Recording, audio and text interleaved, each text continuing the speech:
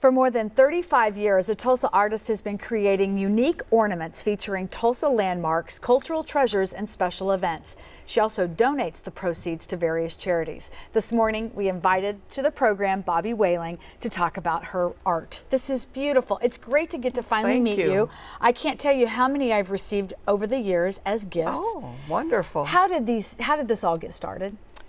Well, back in 1985, around there, I was working as a freelance artist for various stores, and one of the stores was Another Point of View. Yeah. And that owner, Jo Ainsworth, she had a friend in Kansas City, and Kansas City had an ornament for their city, and she wanted to start an ornament for her own city. So she asked me if I'd do an ornament for the very first one, which was,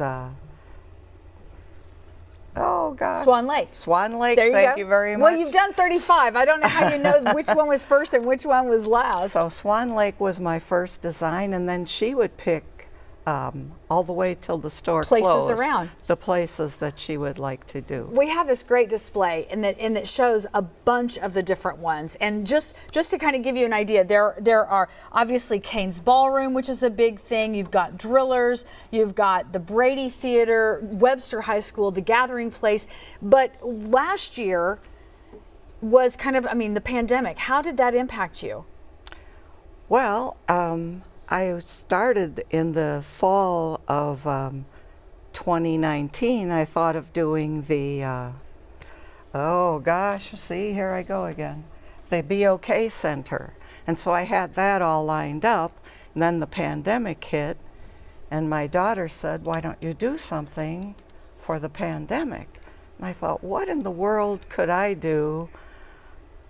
So I decided I would do Tulsa's response to the global pandemic. And then I have our trusty Golden Driller with his mask on, and he's spraying the city skyline and crushing with his other foot, I don't know if you see that in there, the coronavirus, and it says Stronger Together. So I had two for that year. Right, but this year you have a brand new one. I'm going to see if we can get a shot of this one here on the other camera. But this year, tell me a little bit about how you decided this. Well, it was the 100th anniversary of the horrible massacre of 1921, but I wanted to do something that wasn't as depressing as that, and I remember talking to you about it actually, and you said, why don't you do Black Wall Street? And I thought, that is perfect.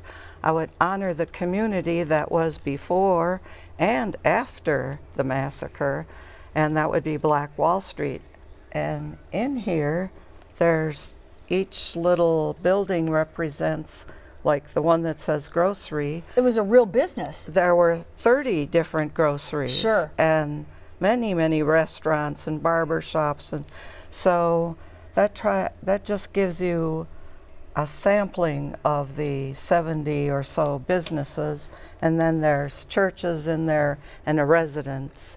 And then there's a couple in the very bottom that represents the people, the 10,000 plus people that were there. Well, and what I love about it is you always include just a little explainer that kind of gives a little historic perspective on why you chose that. Now, I want to talk, I have about a minute left, and I want you to explain why you donate this back to the community. Tell me the charities that you've chosen.